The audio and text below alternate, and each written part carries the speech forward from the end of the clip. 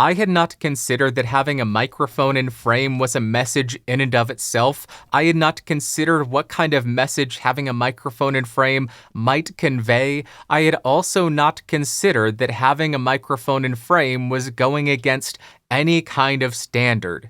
But that is clearly because I am biased.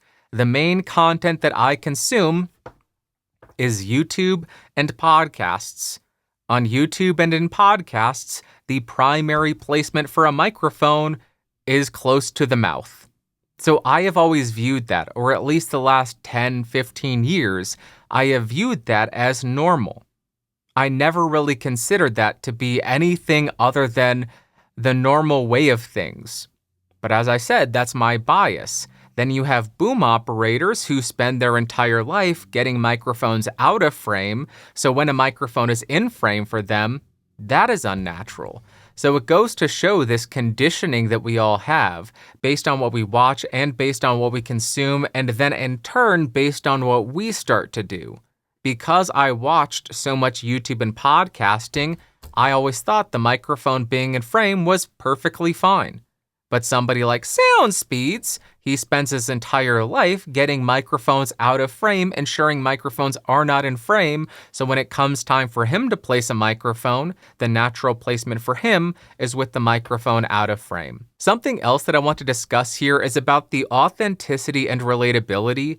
Around the start of the pandemic and lockdown in 2020, we had a lot of those late night talk show hosts and TV hosts who had to start hosting videos from home, and what did we find? Their audio was absolutely abysmal.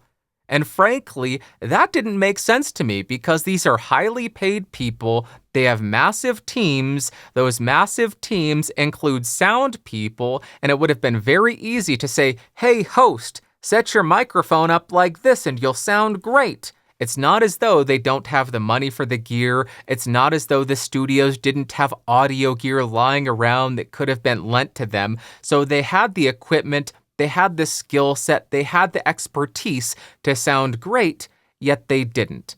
So the only real excuse would be either they have no idea what they are doing, they are lazy, or they are trying to be relatable and authentic.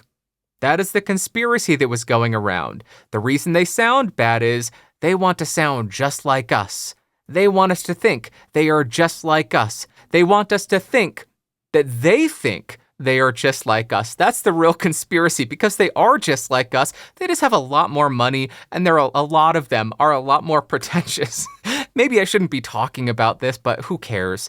So maybe there is something to that conspiracy about relatability and authenticity by sounding bad in the early 2020s or having the microphone in frame because, hey, now they're just like us.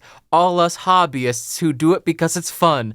All of the people uploading videos of their friends and their family to YouTube with bad sound because they don't care about it. They're doing it to capture a moment.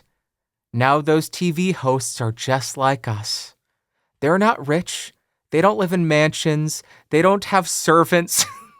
They don't look down on us. No, they're just like us. Thank you very much, Yusuf. I really appreciate the comment and the very interesting point about relatability and authenticity.